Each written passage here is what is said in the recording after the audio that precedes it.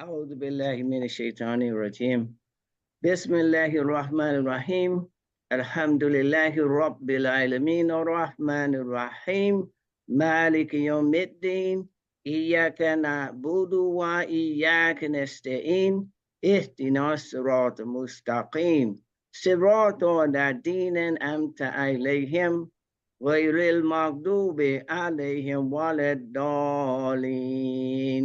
Amen. With God's name, the merciful benefactor, the merciful redeemer, the praise belongs to God, the Lord of all systems of knowledge, the merciful benefactor, the merciful redeemer, the sole judge on the day of judgment. We worship you only and we turn to you begging assistance. Guide us on the straight way, the way of those on whom you restored blessing, not those who go astray, not those who incur your wrath, nor those who go astray. Amen. I mean, always, Imam Omar, thank you so much. With Allah's name, the merciful benefactor, the merciful redeemer, we're going to get started right away. I just want you to know that after our presentation, which is about 30 minutes, we will entertain questions. This is a very important subject because many of us are in debt and many of us have bad credit. And so our brother Ahmed Porter, who specializes in this field, has agreed to come on Study al-Islam and talk to us about making our credit great again. So let's welcome our guest, our brother, our community member here in Washington, D.C., Ahmed. Assalamu alaikum. Wa alaikum assalam. Thank you for coming on. This is a very important subject matter. And so, and we don't have a lot of reliable voices to kind of give us any guidance on how do we improve our credit and get out of these high interest rate that we're paying. So please go ahead with your presentation. Takbir. Allahu Akbar. Takbir. Allahu Akbar. Bismillah ar-Rahman ar-Rahim. I want to thank the opportunity for the sister allowing me to be able to speak in front of, I call my community. And as I was listening, I just see people from all facets of the states and from Carolina, Detroit, you name it, the community has it in there. And you always hear about 1 billion Muslims, and it shows that, you know, there is Islam in every corner of the world. Today, I'm talking about a subject that I'm very passionate about. I just excited, and you can see it in my face. It's about credit. And I've been in this space for probably about 6 years.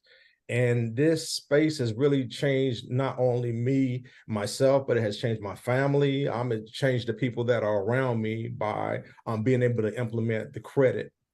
One thing that everyone has here, if they're over 18, is a credit profile. And what I want to do is try to show the people today how that credit profile can be helpful for you in being able to save you money, to be able to maneuver your life into a new level, to be able to help your business grow. So a little backdrop about me. Of course, I grew up in this community, I guess from a shorty or a peewee. I probably ran around Masjid Muhammad at 2 years old. I can, I'm guessing, I'm assuming. But, that's where my roots came at. But this field I accidentally had got into, many people know me in DC. I had a construction business, and that construction business is still in existence for about maybe 20 years. That construction business I did, one of the problems I was running into when people wanted to get the renovations, they could not get it. And there were certain things that were stopping them. And then I found out what was stopping them. For example, I had a sister that I was doing a kitchen and a bathroom for, and she wanted some things in her house. And she called me back and she said, I really wanted you to do it, brother, but I couldn't do it. She said, on my credit, the institution said I was 1 point short from getting this renovation done. And at that point, it was like an aha moment that hit me. I'm just like, what's 1 point? Like, what do I need to do to get this sister this 1 point that stopped me from getting this $75,000 to be able to do this renovation?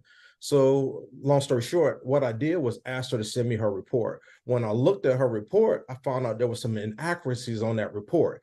on that report, it had some misspellings. It had an account that wasn't hers. So it had things that did not belong. So I went through the credit dispute process, and through that process, I was able to get those things out, and I ended up getting that client. What she ended up doing was spreading my name to a lot of other people, and they would call me and say, "Hey, I heard you got the sister stuff off. Can you do my stuff also?" So it started from maybe one person, then it started becoming to another person, then it started becoming in different areas. So then I wanted to start when the pandemic started to hit. I wanted to start to educate myself a lot more, and I started taking more master classes. I started going to Credit Con. I started surrounding myself with like-minded people so I could learn from them. And I also started investing into my education, software, things of that nature, so I could be able to not only help me, but help people around me. At that point, in Atlanta, I started networking with a lot of people. I started being a mastermind on course that we were doing. And surprisingly, the credit space took off more for me in Atlanta than it did in DC. So it seemed like that community had embraced me a lot faster. After Atlanta had kind of took off, then Philly had kind of recognized more, and then crazy enough, it came back to DC. So then I started being getting calls from different people in that space. So that's the backdrop on how I got into it. One of the things I wanted to go through and was talk about is how to read a report. What I really want to do is make sure that I'm bringing some value to our community, because our community itself, it's a lot of money that's going outside of our community. If you have bad credit, you're doing a disservice to your kids, you're doing a disservice to your community, and you're doing a disservice to yourself. The reason why I say this is because when you get these loans, say, for example, a car note, you can have two people who are having a car. One person could be paying $280 and another person could be paying $380. They can have the exact same vehicle. So when they're doing that vehicle, that money is going to $1 billion industry. A lot of times these banking institutions, they make money off you having bad credit. They don't make money off you having good credit. So when you pay, you're not paying those exorbitant fees. And that's being Muslim. We shouldn't pay that. The Quran talks about us not paying exorbitant fees, not paying high interest, because at that point we become that of a debtor to the people who has these notes. So one of the things that I tell everybody is to know what your report is. You should have your report handy on you, and you should be able to have access to it at least every 30 days. The three bureaus that you're going to look at is Equifax, TransUnion, and Experian. Those are the three major ones that report on your report. So as for me, an example, when my very first routine when I get up is to make my salat. The second routine that I do is check my bank account. The third thing I do is check my credit, in those order, because it's very important to me, because all those three things that I said has a very important part of my everyday life that I'm doing. So those are the things that everybody should be doing. It's a lot of people out there who couldn't tell you what their credit report is. It's a lot of people who don't even know what their Social Security report is. And the reason why I tell everyone to know what it is, because you don't know when people are putting things that are not right or doing fraud on your account. And so it's easier for you to spot it when you have these monitoring sites. The one I use is Smart Credit. I've been using that for a couple of years. I tell all my clients to use it. And the reason I say you can log into it, it also will notify you on your account when somebody goes and use it. Many of you will have AAA. If you had AAA, they do a credit monitoring for free. So you just have to tell them to do Experian. So you can look at your Experian through AAA, and that's something that you get. Credit Karma is another one. If you have a Navy Federal card or account, Navy Federal has it where you have free accounts. So some of the banking institutions have it also. If you have that of a Discover card, Discover also gives you where you can get a free credit report also. So now I'm going to try to go into actually reading a credit report so you can know what's going on with actual credit report. When you get your credit report, you always want to look at all three bureaus that I had named. So the main thing you want to do is look at the name. The name is very important on your credit profile. That says who you are. So if you look at the name on it, you want it to name the person who's on that. I'm going to pick on Imam Yusuf Salim today. He always picks on me and when we were in class, and use him as an example. So we say, for example, when you pull your credit report, it says Imam, it says Yusuf Salim on the report. So he may have, in our community, we changed names a lot. So it's not uncommon for people to have a secondary name or have changed it. But what happens is on that credit profile, those two different names may show differently up there. I'm not sure if you ever pulled up your credit profile and you can see there's more than one name up there. It may have a DBA or a secondary name on that profile. What you want to do is dispute those secondary names. The reason you want to only see one name up there. The one name is because if you're going to get funding from a banking lending institution, you want to see it's just one name up there. If you see multiple names, there's a problem with having multiple names on the credit profile. So, Ahmad, yes, I ma'am. need you to slow up just a little bit. Not a problem at all. Slow up a little bit. Okay, go ahead. Okay. Because what So, you're saying is very important. And, no, and so I need Marsha to try to put some of these things in the text. sure. So go ahead. Mhm. So as we said, the main thing is trying to have one name on your credit report. That's kind of crucial. And the reason why I'm bringing that up, because our community, we do change names a lot. You know, we could be known as Yusuf Salim at on the job and it will show, but we could be Eric Thomas, our original name, but on that credit profile, they may show a lot of things as Eric Thomas. That's not you. On your government ID, it says who you are. On your accounts, it's supposed to reflect who you are. So sometime when you get rid of that bad name, what it does is remove that bad debt also. So that's why you want to have that. When a lending institution, when you go and apply for credit, say for Bank of America, Navy Federal, TransUnion, when you apply, they don't want to see maybe 4 or 5 different names. You always tell people that to put yourself in the name of a bank, look at it through the lens of a bank when you're doing it. If I'm about to give somebody money, do I want to give somebody who has one name money, or do I want to give somebody who has 5 different names money? So, you know, you can use that to yourself and say that one name is that of the best. So we went through the name process. That's the first thing that you want to look on your credit report and see. Another thing is the birthday. I look at different reports and the birthday is different. You may look and it'll say 1958. One bureau may say 1952. One may have a different date. Those are inaccuracies that you want to make sure that they're not there. So then inaccuracies can end up causing you a problem when you go to get funding. Those inaccuracies can throw your stuff out when you're applying for things because they don't know, because the information on the bureaus that they're seeing is not accurate going across the board. So that's something that you want to make sure that you are taking care of too in there. Other thing is the address. I see this many a times on a report. You'll pull somebody report and they may have 5 or 6 different addresses. For example, you may be on Otis Street, but your address is W Street and it has addresses for 5 and 6 years. You want to remove those addresses. So when you want to have it, you want to have that one address that's on your credit report. When you're looking at that, and the same thing for a lender, you got to think, you got to put your eyes in the sight of a lender. If I'm lending out money, am I going to give this money to somebody who got 5 or 6 different addresses, or do I want to give this money to someone who has one address? So one of the ways that we dispute this when we're doing the dispute process is we take a copy of the ID, a copy of the Social Security card, and a copy of the social, and we send that into all 3 bureaus certified. And we send it to them. You say, I do not recognize these names. This is my government issue name right here. This is my address right here. This is my birthday right here. And this is proof and documentation on saying that. And you send that. And can you please remove all those items from my report? Once we send that in, a lot of times the score will go up because it's a lot of negative information that is on the report. A lot of times, and sometimes that you were getting not approved for your credit loans or places that you were going, you're now going to start getting approved more because they know who you are. So on the file, it's showing you almost have 2 different identities. It's almost like you're a third person, but when you clear those things up, it recognizes you as being one person. Okay, one of the things we also talked about, we're going to get into what's on that account. There are different things that are on the account. One of the main ones that we look at are credit cards.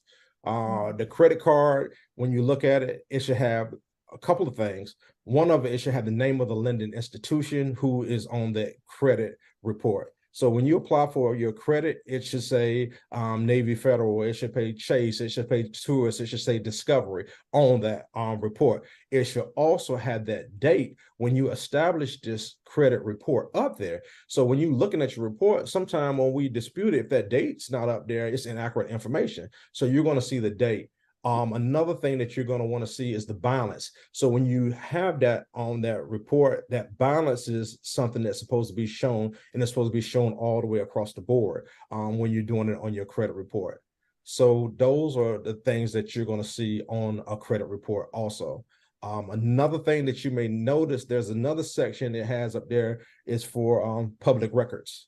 Public records, it has up there, such if you may have got a judgment,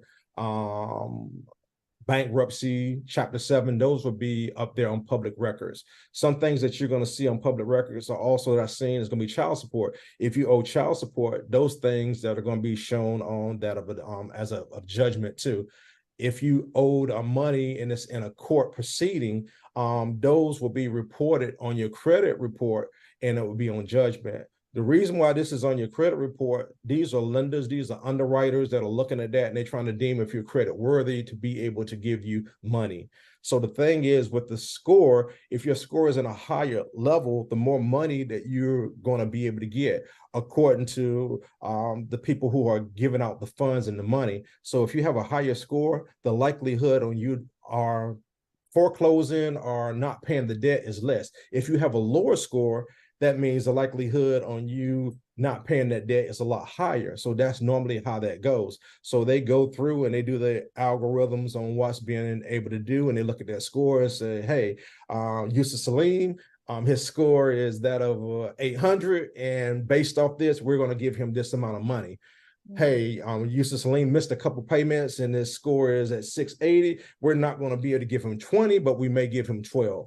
The interest rate now may change because now that the report that he has on the interest rate on his credit worthiness, we're going to give him money, but we might not give him the same amount, but we might give him a higher interest rate on what he's getting from that.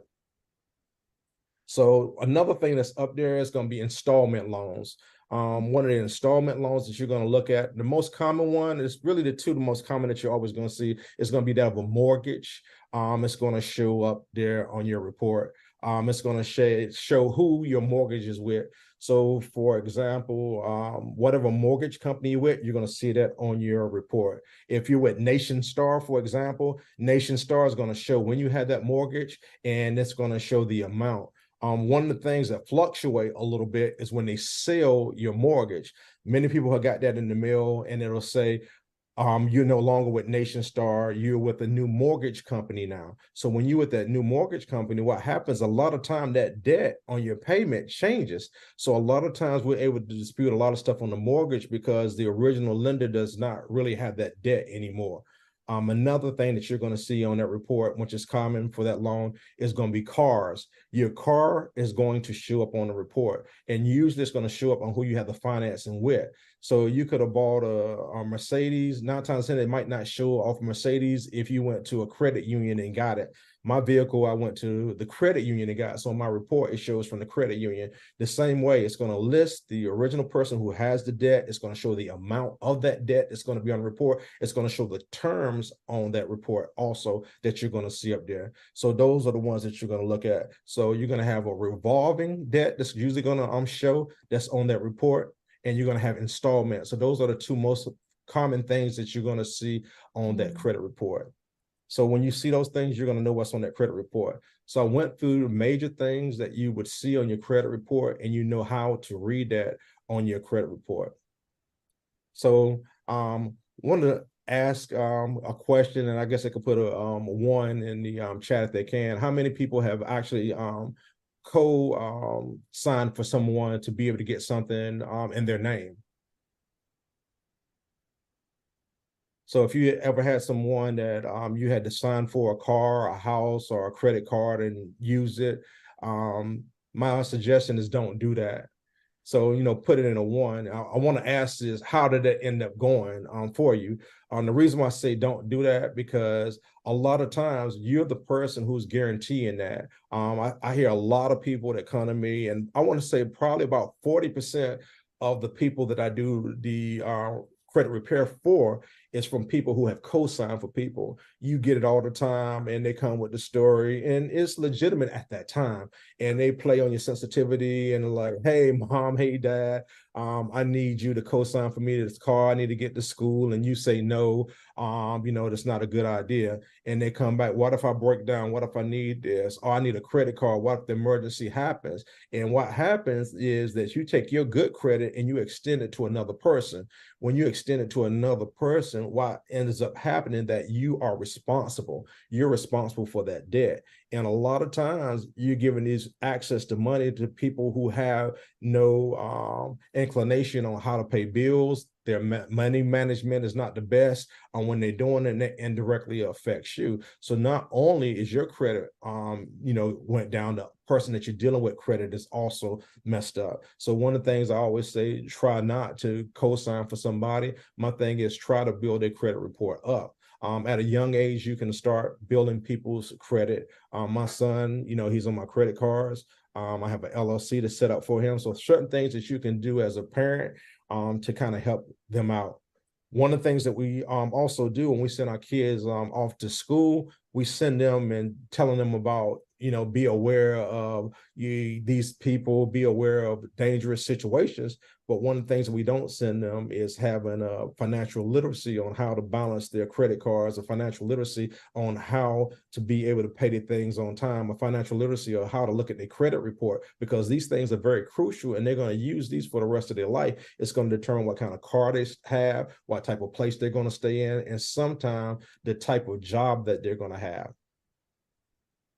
So one of the things I want to go through now is the dispute process. And I'm just going to touch a little small smidget on how we remove certain things off of a credit report. And I'm probably going to be about maybe 10 or 12 more minutes. But when you go through a report, what we remove is inaccuracy things that are on a report. Now, remember, on a report, it says that things that are on a report has to be verified. That's very important. If it cannot, it's not verifiable, they have to remove it. If it's not accurate, they have to remove it. So those are the main things that we go through, is trying to be able to see if it's verifiable or it is accurate. If it's not accurate by law, those are the things that they're supposed to remove. They have to respond back to us in a certain amount of time. So when we send correspondence off to the 3 bureaus, it's usually was 30 days that they were to respond back to us. After COVID, it kind of turned like to 35, almost 40 to be realistic with you. So it's just been taking a couple of days longer, and they haven't changed it back. But when you send those disputes off, they by law are supposed to respond back to you in a certain amount of time. One of the things that we see on a lot is medical bills, and process on how we deal with medical bills is a little bit different, or it's following the procedures, but one way that's how we get them off.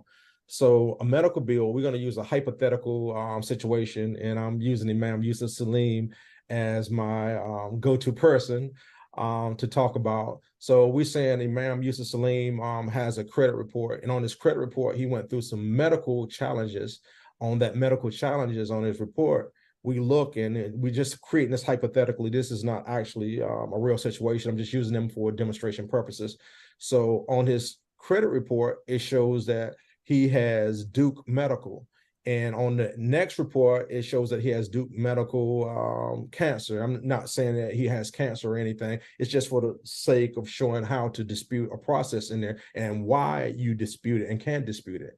So on the report, Imam Yusuf Salim goes and applies for this prestigious teaching job. And at this prestigious teaching job, they want to see a copy of his credit report to know where he is at, to show that he doesn't owe a lot of money, to see that he's a good candidate, to get a snapshot of his financial. In the process of giving a credit report, a person looks on the credit profile and they look and they see like, oh, I see that he has Duke Medical cancer thing that he owes him $10,000. I see he has another operation he did that. So what can actually happen at that point, the person who is viewing his report can actually discriminate against him because they say, oh, he might not be at work, he might be sick. This is something that our insurance may have to put on our caseload, that we don't want to take that chance with him. So they might not tell him, but they could discriminate on him. So when they come to me and they bring that report and I start seeing the medical stuff up there, immediately I go into law. And what I say is the HIPAA law. The HIPAA law is you cannot give your medical information to that of a third party. When they gave this to the credit bureaus, that is a third party. So what I end up doing is I write a letter and say, hey, this is Yusuf Salim, and I noticed on my credit report that you had Duke Medical up here, and it shouldn't be on my report because it's violation of my HIPAA law. And if you do not remove this, you're in violation of the law, and I need this to be removed. What happens, they look at that, they look at the compliance that I sent, I do the citing for that particular thing, and that is removed. That's just one aspect on how we do it. I'll go through maybe one more tactic. Everybody, I think, would have maybe charge-offs. We'll go back on a charge-off.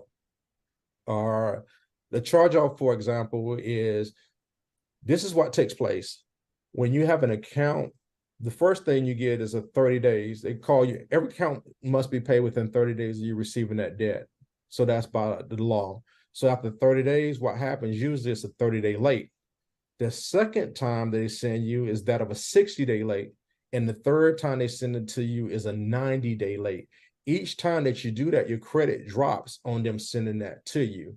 And at a certain point, the banking institution does not keep that debt. That debt is transferred to a secondary bureau, because the bank in the procedure of trying to collect money, they're not going to keep hounding you and knocking on your door. Their job is to lend money and to be able to get the collection from the money is what they normally do. So that's the process that they do.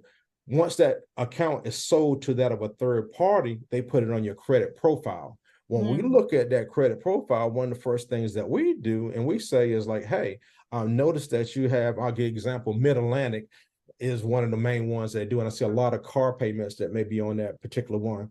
We'll say and read it and say the third party now has your collection. It's not with Toyota Financial. It's not with Mercedes anymore. It's with a third party. We'll say, Brother Salim did not give you permission to talk to a third party. His contract was originally with Navy Federal. His contract was really with AMG or whatever financial institution that it is. And we need you to remove that because you're not authorized to speak on his behalf. You are a third party and his original contract is with that. We will ask for a validation of that letter. A validation of that letter is when we send the letter out and we ask, are you validated to take this debt? Is this debt, basically, are you able to collect from this institution? Are you licensed in this place? Is what we have. So we went through just a couple of procedures that we would normally do for credit. One of the other things that I wanted to go in just briefly for maybe a couple of 5 more minutes before I conclude is this credit itself. I've seen change a lot of families, and it also changed our family. I was out of town and on vacation, and the property that we had, water was coming through the roof. And my mom had called me. She's like, "Hey, Ahmad, it's water coming through the roof." And I was literally probably 600 miles. I think I was in New Orleans, but I was able to pick the phone up, call a contractor, pay for it off my credit card. So those are things that you think about when an emergency happens, that you could use this credit card to be able to utilize those things. Some of the things that we're doing now is people in DC, and the price of real estate is getting extra expensive. Right now, I can't afford to stay in the same house that I'm in right now because the value just shot up so much. So what we're doing now is showing people how to do auxiliary units. Auxiliary unit is a unit inside of where you stay at, and what they're doing, and we're showing people how to use your credit. For example, it can be 2 auxiliary units. The main ones we've been doing is that of a basement. The basement, what we're doing now is showing people how to convert their basement into a livable space to be able to rent it out on Airbnb, to be able to get a positive income to offset the high inflation, to be able to do it as a retirement, to be able to use those means now. That Airbnb unit or that rental unit is taking care of the debt of the credit card. Another thing we're showing people is how to use the garage. Most people have a garage, they have junk in there. It's not anybody that I usually go to. When I look at it, just have boxes and a lot of junk in there. Half the time the car is being parked on the outside. So what we've been showing people do is how to take that garage and convert it into an in-law suite to be able to put a kitchen and a bathroom in there. So now that you have positive money that is coming in for that space. So I ask people also to be able to apply for money when you don't need it. Right now, if you don't need money, try to apply for it. And then we want to stay in compliance with our religion because we don't want to pay exorbitant interest. So I always tell the people, try to get a 0% APR card. If you can't, I'll get the lowest card as possible. So I hope I said some things that are beneficial, and I hope I brought light to some things that I am passionate about. And I'm grateful for this opportunity to be able to talk in front of my community. So first of all, thank you very much. And we have all, almost everybody I know has been a victim of overspending, bad credit, mainly because especially our young people, these companies send our young people credit cards without their parents aware of it, and they give them this ability to use that credit card, and they don't have any ability to pay it back. So there are some questions, but the first thing I need you to do, Ahmed, and the information was really, really good. I don't think I've looked at my credit report in maybe 20 years. So the first thing I'm going to do is get a credit report when I hang up to find out, although, I'm going to make sure that my children know about pulling up their credit report. The first thing I want you to do is share with how can the community reach out to you, those who need your service. I know that there's a fee associated with it. I'm not asking you to share fees right now, but how can the community reach out to you so that they can get you to help them to clean up their credit report? That's the first thing. If you could put that in the chat, or if you can just verbally say it, then Marcia can put it in the chat. But we want people to be able to reach you, Ahmed. Sure. The easiest way, just for my Islamic community, I was wanting them to have personal, direct connect. Everybody else I send to a website, and you got to go through all this. But this is my family, that I'm looking at. I'm looking at people I've known since 2. They know my parents. I know their kids. I've been in this community. I don't remember, so that lets me know that I grew up and I was born in this community. So they have my direct cell phone number when they call me. And everybody else, I usually send them through the office. They go through a secretary. But when it's coming from our community, those are the ones that I want to help first, because I know the importance of it. I know the importance of what we're trying to do. We're trying to build a community. And one thing that I said as a disservice is we're giving a lot of our money in our community out to these lending institutions when it should be going in our community. I'll give you an example. If we have 1,000 members in our community and 500 of them have bad credit, they're paying more on a premium for a car. They're paying more for a premium on their credit card. So you think about this, thousands of dollars that's not going into our masjids. That's thousands of dollars that are not going into our school. That's thousands of dollars that are not going into our families just by not being able to have good credit. So I'll put my number in there, and I can say in the chat so that she can have it. So we do want to open it up for questions, and no problem. We want to open it up for questions. We want to keep the answers very short so we can get as many questions in as possible. I see Dr. Basima has asked, Marsha, Yes. Dr. Basima had a question.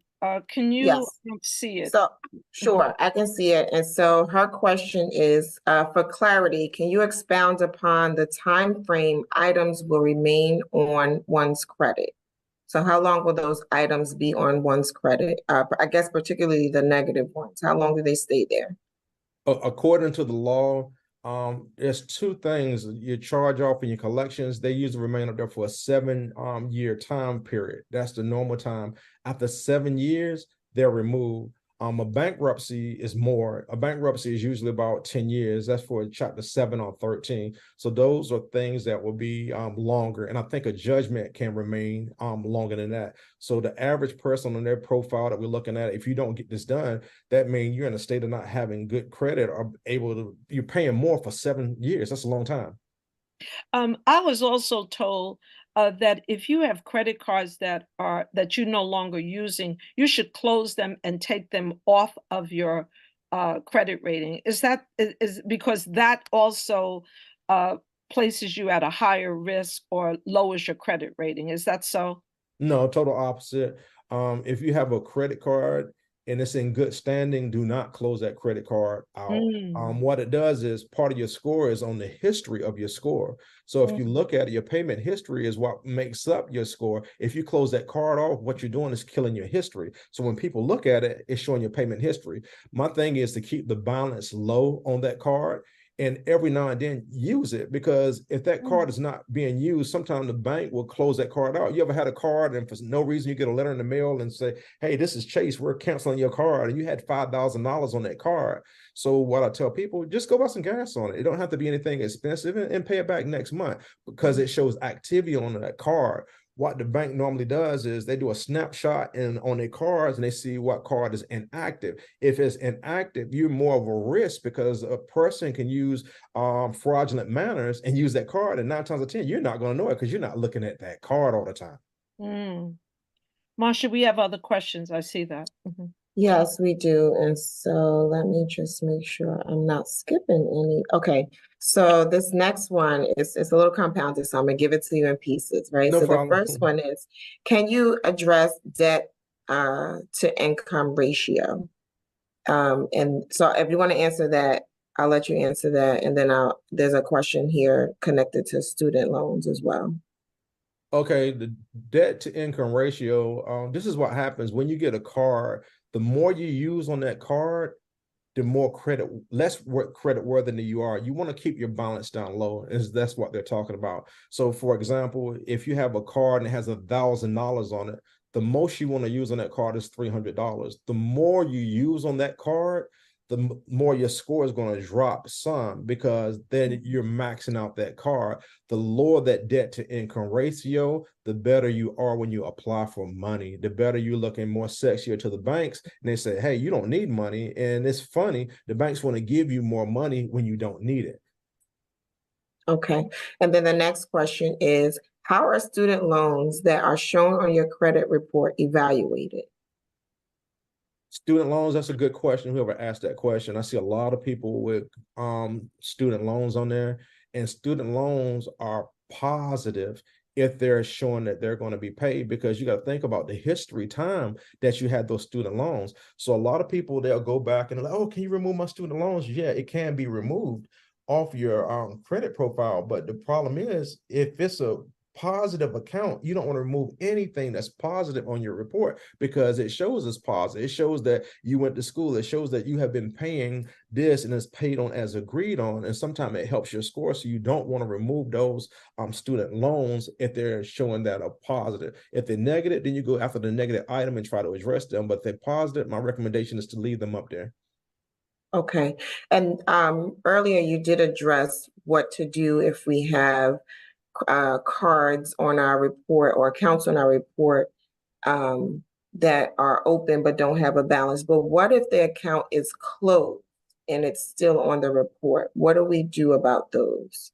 You have to look and see how it's reading. Sometimes it can be closed and say closed as agreed. Sometimes you could have had closed the account itself and it's not negative. But the thing is, when you close an account, you're losing the history. So it's not bad, but it's not giving you any points. It's not allowing you to be able to maximize your score, is when they have that closed account. Now, if it's closed by the lending institution and doesn't show a balance, that still does not look at you as being bad. What you want to make sure is that it's not in a negative state when you read it. You don't want to be in collection. You don't want to be in the judgment. You don't want it to have late payments. So those are the things that you are looking for on that closed account.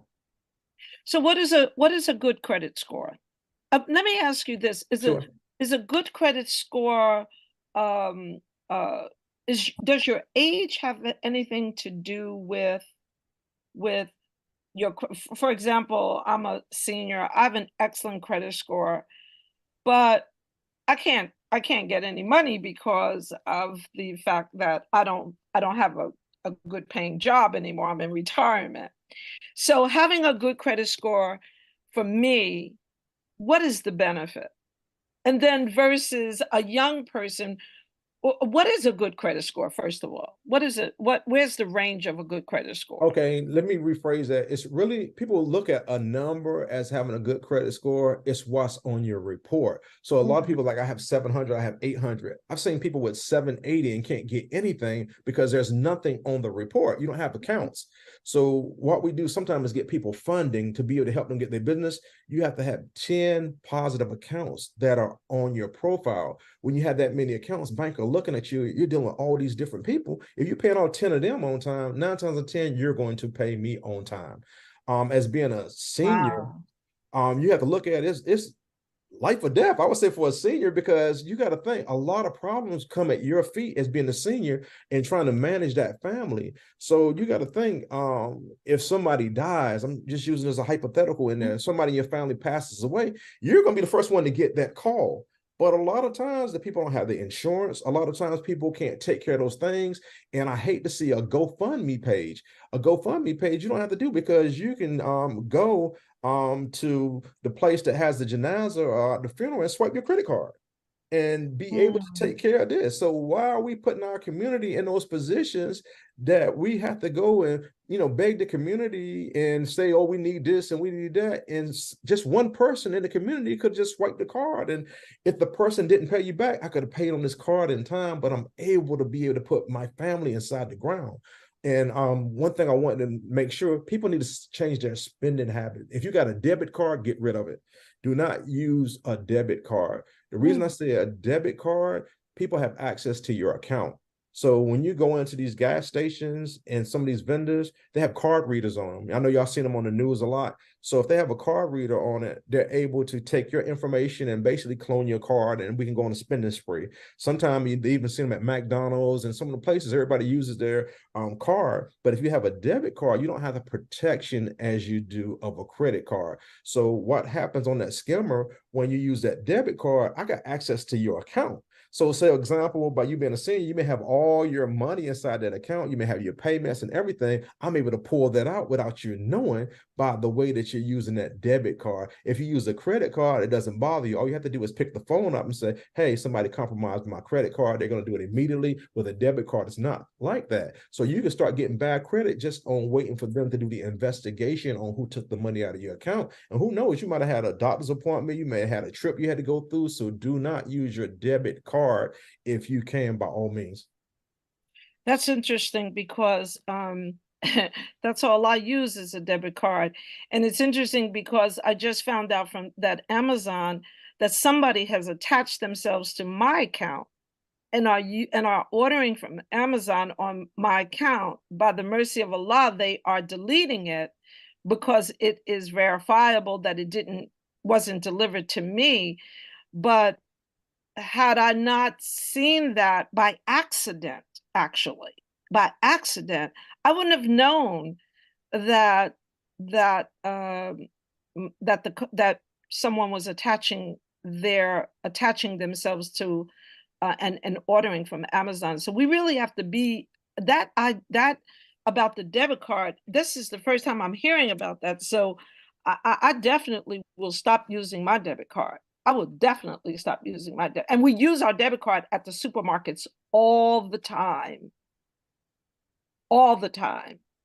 So and also you brought up about the number of accounts and paying them on time makes you a better candidate for loans. But I was, again, I heard just the opposite, that having a lot of accounts make you also look like you have a lot of debt. But I guess the key is just to be paying them on time. So address that. Of course, you don't want to have a lot of debt. We don't want exorbitant. We don't want 100 accounts, but 10 is a good number to have. and you want to have mixed use, because what you're doing is showing a pattern of payment. If you keep doing the same thing with everybody, if you got 7 people you're paying over here, 2 cars over here, this over here, you're looking like you can manage money. The main thing is managing money. A lot of my seniors, which is a problem, they pay for a lot of stuff in cash. And when you do that, that really is not a benefit for you to be able to show what you're doing. Me and my wife, we just came back from Cancun, and this trip, I didn't have to pay a dime because I used the points that were on my credit card. So we were able to fly. I was able to stay at the accommodations. I was able to come back because all these points I use on my credit card. Any transaction I try to do, I try to put it on my credit card and I pay it off. If I pay my car note, it's on my credit card. My insurance is on the credit card. Comcast is on the credit card. My cell phone is on the credit card. Whenever she does, it's on the credit card. Whenever we do stuff on the business, it's on the credit card. So you have to think about it. Some of the points may be 3%, some of them may be 2%. After you do this for a year or 2 years, you have a lot of points that you can do.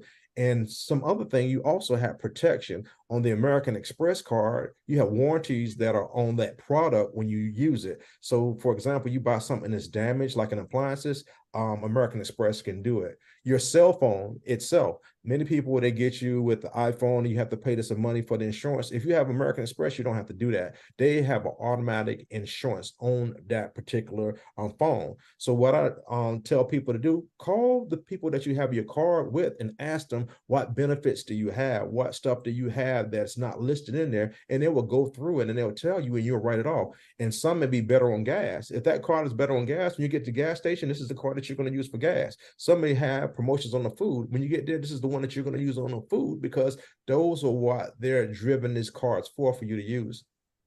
So, but now in using this credit card, you're also going to have an exorbitant bill at the end of the month. So the idea of being able to pay your credit card off at the end of the month, that is not the situation. So what about high interest rates on credit cards? Because sometimes the payment that you make monthly is equal to the interest rate that you're paying on it. Now, if it was a different community, I would explain it differently, but for our community, we don't want to use that of the interest. So it's important to notice I'm trying to get us to pay for it at the end of the month. You were normally going to pay for your cable bill anyway. You're going to get gas anyway. You're going to get food anyway. So that money that you had sitting there, put it in that account. Once you know that you spent that $800 on that credit card, send that $800 in. So you're not accumulating that bill. What happens is the management of money comes to be a key factor. You see the $800 spent and you see that nice purse and these nice shoes that are there, or you go and look at that nice truck or that trip you want to go, and then that money gets diverted from what it's supposed to be. So it never starts off that. It's always, you still have to have good management skills. And what credit does do is give you a false sense of money power, because you can be on a trip, and I've done this and I'm guilty of it. We'll be in there and I'll look at stuff and I know I shouldn't get. And I'll say, oh, I'll pay it back later. Or let's go ahead and get it, because you're enjoying yourself out. You're with the family. You may be at Disney. You may be getting your clothes, or you may be shopping. And this is the purse that was $150 over your budget, and you know you shouldn't get it, but the credit card will allow you to get it. Yeah. So in hindsight, that's where it becomes a negative part for you, because now when that money comes in, that extra $150, you say, oh, I'll just send them the money and pay it back. Before you know it, you had this exorbitant credit card bill that's sitting over you like an elephant. And now you're like, how did I ever get here? Is because multiple things that you have done that have put you in that situation. Now you're in a position where you got to get your credit done. So someone is asking, how does President Biden's policy on paying off student debt affect your credit score? I'm sorry, say it again. How does President Biden's policy on paying off student loans affect your credit score?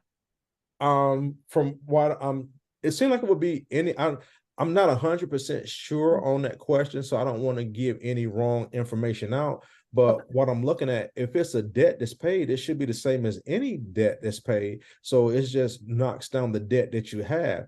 But you have to remember that one thing that you have positive on the credit score is the length of the time. So if it's paid off, that time stops. You're not making payments anymore. So sometime when you pay off a debt, your score dropped. It's like, but dang, how did it drop? And I paid it off. I have a pickup truck, and I had this truck forever, and I keep refinancing. I think my note might be $80 a month. And people who do credit know why this truck is $80 a month. Is because I want the line of credit to show that I'm continuously making payments on it. I could just pay it off, but if I pay it off, it doesn't boost my account. It doesn't show a positive trade line, and I just try to keep extending it to make it longer. If you have good credit with a credit card, can you get the interest rate lowered? Yes, you can. How do you do that? You can call in. Some of them will do it temporarily with you. I'm gonna give you one. I don't know who has Chase card in there. I always tell people every maybe 90 days, ask for credit increases too. The ones that are stingy of credit increases are Capital One. They're very stingy. I don't know what it is. I've had Capital One for years, and they do not want to give you an increase.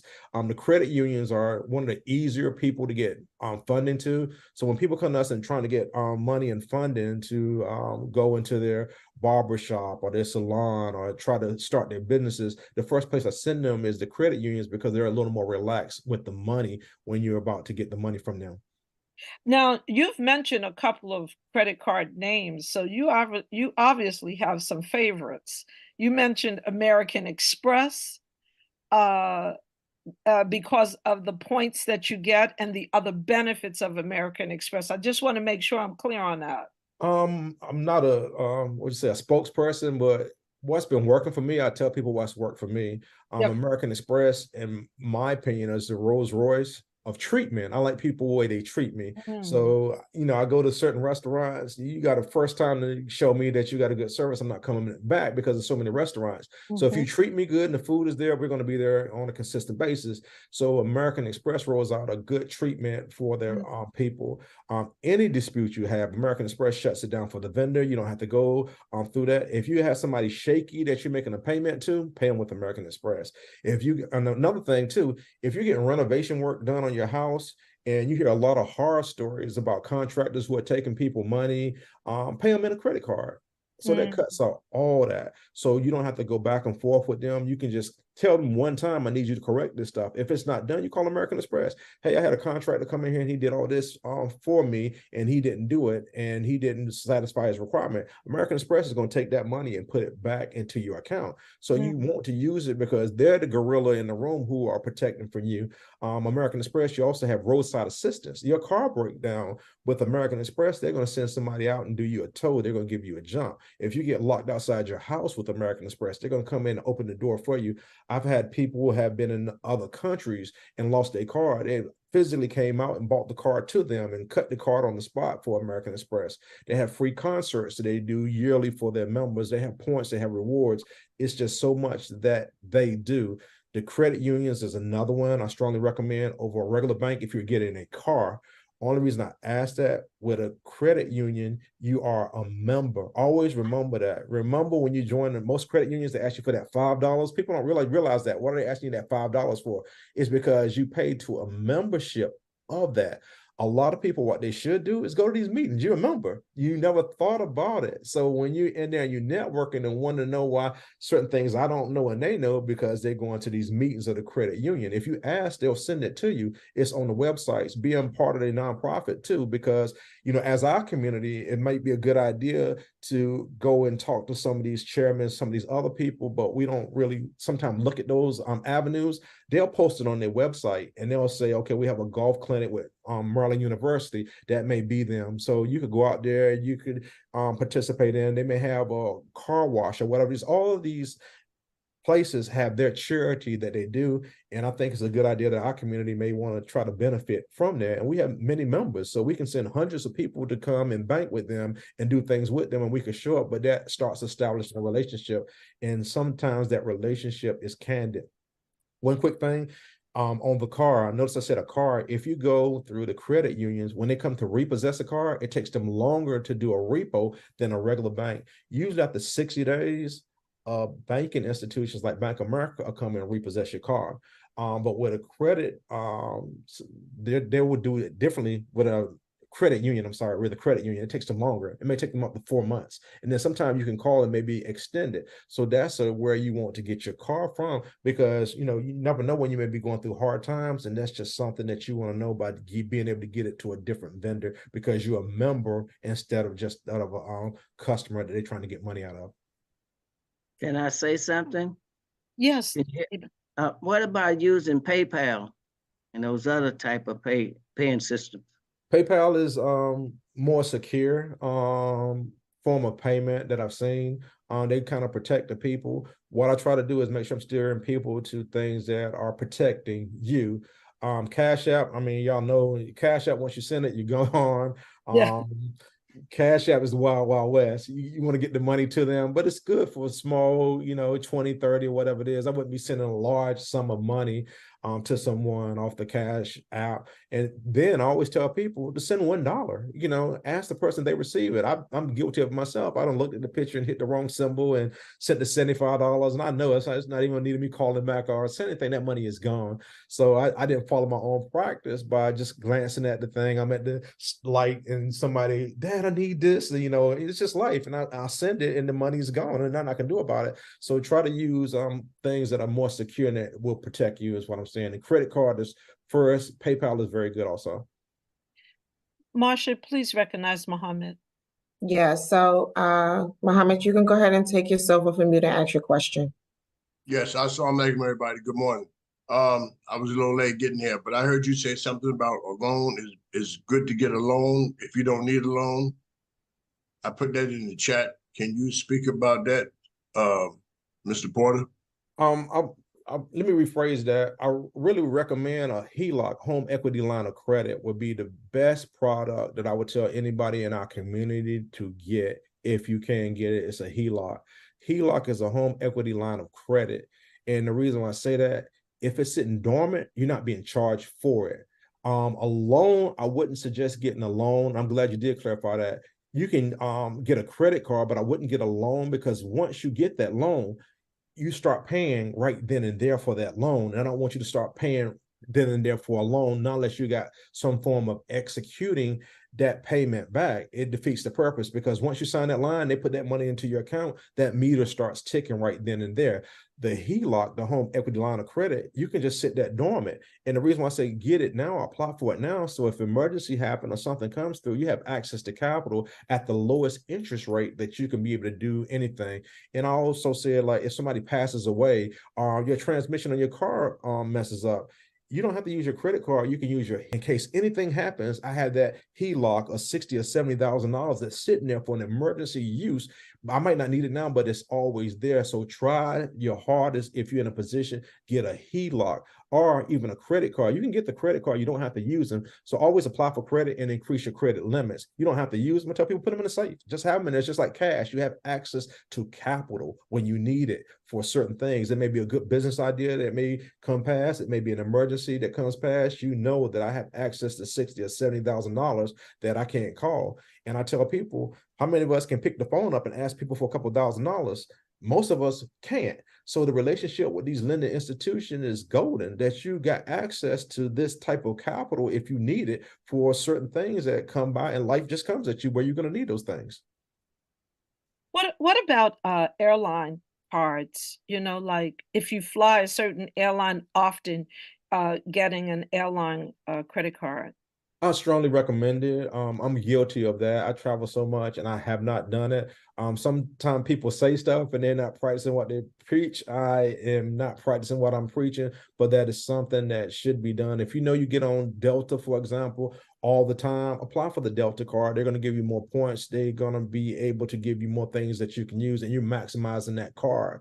Then you got to think about it. You're also paying at a discount. The thing is, you're good management. Now, I keep saying this and repeatedly, is discipline and good management when dealing with credit cards. If you don't have discipline and good management, I'm going to tell you straight up, stay away from it, because most of the people who have bad credit, it start off good and look kind of sexy when you had this nice card and you're showing your friend, but when them statements come back through there, the second part is paying it and make sure that it's on time when you pay it.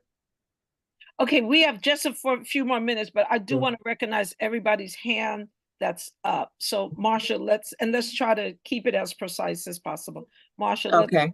Go ahead. Mary, you can go ahead and take yourself, Sister Mary, you can take yourself off of mute, ask your question. Oh, you went back on mute. Go ahead and take yourself off of mute again. There you go. Okay. Ask your question. What about a Citibank? Having a card with Citibank? Sure. What was the question about Citibank? Is it a good card, bad card, or what is the statement? Is it a good card? Yeah, I think anyone that's giving you access to capital, in my opinion, is good card. The reason why I say that, you have access to money. You know, say for example, Citibank gave you $5,000 or $10,000. To me, that's a good card. You saw somebody that saw to give you $10,000. I don't have many friends that I can call and give me $10,000. Okay, next question is from Sister Noria. You can go ahead and take yourself off of mute.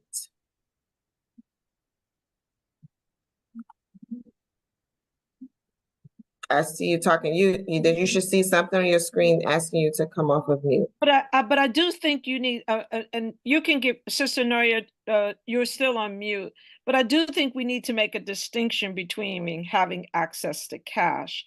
The home equity loan, as you point out, that's access to cash that you can have sitting in the bank, and you don't pay any interest on it unless you use it.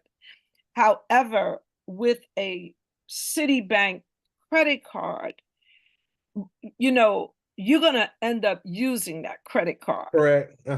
And so that's a big difference. And so again, I think the importance is having a discipline and money management, because you're going to pay a high interest on the credit card, whereas you pay a low interest on the home equity loan. So those monies are very different in terms of how it looks in payback.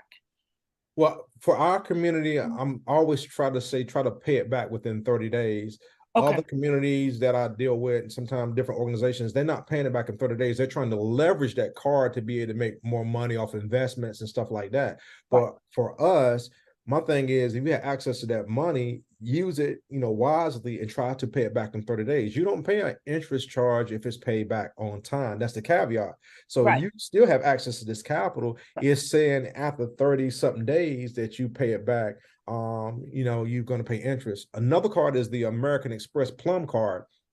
If you're in the American Express family, they have a card that's called the Plum card. I use it for business, and they also have it on personal. They give you up to 60 days to pay it. So say, for example, you want to do some things, you want to buy a lot of items, you got up to 60, and depends on when the pay cycle went, it can almost be up to 75 days, but you have to pay that card back in 75 days. That's a lot of wiggle room for you to be able to do some stuff off a credit card and still get points, and to be able to use it for 75 days. So certain cards that they have, it's longer than 30 days, but you have to do the research on the card and know, like, okay, this is the card that I want to do. So I tell people, look on those cards and call the institution, ask them, do you have a card that's longer than 30 days? Is there a grace period? I think Discovery has a grace period if you're even late. So those are some of the cards, you're not the punctual type, you need to also check on that. And then one main thing I'm going to tell people, put your cards on auto. It's so many people I know that have good credit and they just miss one payment, and it could be emergency happening or something goes on, and they'll leave where they're going to. They could be right at the computer and they can get a telephone call and they're supposed to pay that bill, and they forget. What happens is it's a late payment up there. So if you have, every card that you have should be on auto pay. I don't care how good you are, put it on auto pay, because you want to make sure that you're not slipping, and just one missed payment can change your payments. And I'll give you an example. A lot of cards, we talked about the 0 APR cards. A 0 APR card has a clause in there. If you miss one payment, they can escalate that card up to 24, sometimes up to 32%. So for example, think if you have a $30,000 debt up there that you was using it for your kids' college fund, or you used it to renovate your house or whatever it is. So now I'm not paying interest for 18 months, but you forgot to send in the one payment. That payment now becomes 30%, but you could have did that on auto. So if you have the opportunity, please put it on auto. I've seen that auto save so many people, and that's one thing I want to make sure I said. Okay, we're after 11 o'clock, but I'm obligated. Okay. Sister Nora, please go ahead and ask your question. And then, Doni, get ready to take yourself off of mute and ask your question. Sister Nora, you're still on mute. Sister? Yeah, I'm giving her the option to come off of mute, but it doesn't seem to work. And I just want to remind Ahmed to put your info in the chat. People are asking, so they want to receive that. But we're Okay, gonna Doni. move on to Sister Melvina. Yeah, Take Doni, yourself go off of mute. Okay, I want to ask you. I bought a car, and I pay an extra $100 every month on my loan. They send me they send me my payment. They tell me I don't have to pay anything. Is that good or bad? What they're saying is you satisfy the requirement debt on what you're doing, but you have to specify what this money is going to. You want it going to the principal on that car. If you specify the principal, then it'll start paying down that car note for you, is what you want to end up doing. You're on mute, Doni. Doni, you're on mute. I'm mute. You're ready. American Express. I have American Express. I've been in it for like over 30 years or more. And they did send me a platinum card, but I sent it back because it was too much money. I wasn't using it like that. I need a platinum card. No, sister, the community needs it. Your sisters No, need it. no, You no, need it. So I'm no. glad we had this talk. No, but Ahmed, you have to remember that you are a business person, and so Yes. you use your card to make more money. Most of us use our card for pleasure. So it's a big difference. And so we are running up a bill that we can't pay. You're running up a bill, but you're making money to pay it. Let's move on to Doni. Are you finished with your question? Okay, Mohammed, we need to just let someone else ask a question first and then come right back to you, Mohammed. Is there someone else? No other Go ahead, questions. Mohammed, and then we're going to close out. You see, people need to know this. So Yes. your phone Quick is question. Yeah, Real go quick. ahead, Mohammed. Go ahead. Should I buy a car and pay it all off outright, or just buy a car and make the payments so I can build my credit up? My credit score right now is good. It's 800. But should I just buy the car and just pay it all off, or should I just buy it and make the payments? Me personally, I wouldn't pay the car straight off. It's not showing any payment history. With your credit, you probably could get a car at 0% APR. So what I would do is just have that money that you're going to pay the car off and then just get it transferred to make those payments off. Because on your report, it shows a different installment loan that's being put in there, and it's going to show good for you when you go get another vehicle. If you pay for it straight off in cash, it does nothing for your credit report. It does nothing for you in general itself. But again, you got to keep everything in perspective. I mean, I'm at an age where if I sell my house, I want to buy a house. I want to pay it off. I don't want to even concern myself with a mortgage anymore because I'm living off of a very fixed income. If you're at an age where you're a business person and your business is growing and you got a lot of tax write-offs, that's a whole different scenario. And then if you're a college student, the last thing you want to do is open up those credit cards that they're sending you every day and telling you, just use it. Don't worry about repayment. And then the next thing you know, you go into your mother or father or somebody. Very true. It's so we got to keep things in perspective to our age and where we are in life. And, the kind of financial burden that we want to place on ourselves. Sister Hadia, you're going to be the last question. Sister Hadia, you can take yourself off of mute. I did. Assalamu alaikum. Quick question. Wassalam. You have those soft inquiries. How did it? I noticed sometimes it drops your credit score. Is there anything you can do about the soft inquiries? Yes, the soft inquiries, we usually remove them for accounts that are not associated with the account that you have. The reason being, they supposed to have the wet ink, or they supposed to do it in person. They do it online, which is violation of a law. So when we go back in, we challenge them, and we get a lot of the inquiries removed. The inquiries stay on your report up to 24 months. Usually after 12 months, it doesn't show as much. The more inquiries, usually after 4 or 5 inquiries, you start getting denied from lending institution. I guess the street term, they say thirsty. It makes it look like you're thirsty for money, that you're asking everybody for money. and they don't want to see that. So what you want to try to keep it is under 3 inquiries per bureau.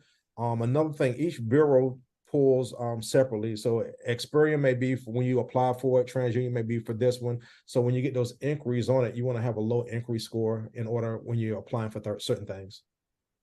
Ahmed, thank you so much. We really appreciate you and what you have dedicated yourself to, and made yourself available to us this morning. And of course, you now going to get 1,000 calls because everybody, money is it's a difficult management.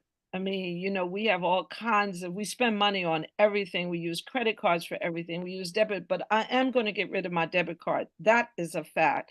So I just want to say to everybody, thank you so much for joining Study Al-Islam. Don't forget that the newsletter came out on Saturday, and we have the recording of the tribute to mothers in there for those who did not hear it. And also the announcement of starting June 2nd, the first Sunday in June, we are going to dedicate every Sunday for Talim Sunday at 1 o'clock. We will still have the Study Al-Islam program because we have this kind of information that we received from our brother today, which is so valuable. So we're going to continue with our 10 o'clock program, but we're going to add a 1 o'clock program because we want to go back to studying the Hadith and the Quran. And so at 1 o'clock, Imam Wazir has dedicated himself to the study of Hadith. He will be our presenter every first Sunday on the study of Hadith and the connection to the 4 birds. And Imam Yahya Abdullah has dedicated himself to talks on the Quran. That's at 1 o'clock. It is in the newsletter. So with that said, I want to say thank you to everyone. And inshallah, we'll see you next Sunday. And let's close out. Quick question. I didn't see Ahmad's information. It's there, Imam Omar. Okay. And if you want, if Ahmed, just give your telephone number out one more time verbally. Take yourself off of mute, brother. The number is 202-345-4634. This is just for our community. Please let that know. So I don't really give my number out to other organizations, but if it's coming from our community, my goal, and I want to make sure that there's something I'm passionate about, and I know the lives it's going to change, and I know it's going to help our community. So I want them to be able to get in touch with me directly, and I can move on it directly if they have an issue. So that number again is 202-345-4634. And I thank you for the opportunity to be able to talk to the community. We are so grateful for this information. So many people are in debt. And this is a heavy burden on a lot of people. So thank you, Ahmed. I see your father's on here. So I don't know whether he's on here monitoring what you're saying or learning from you, but we certainly have learned a lot from you, and we are forever grateful for you dedicating yourself to learning this information and sharing it with your community. So when you call Ahmed, know that he's in business. Yes. And so I know he's gracious, but be prepared to at least at some point ask your question and then be ready to, employ him for his services. Let's move. Imam Omar. Rabbana Atina fi dunya hasanatam wa fi akhirati hasanatam wa qina adhaban. Give us the good of this world and the good of the hereafter, and save us from the fire of sin. Ameen. Ameen. See you next week. Assalamu alaikum.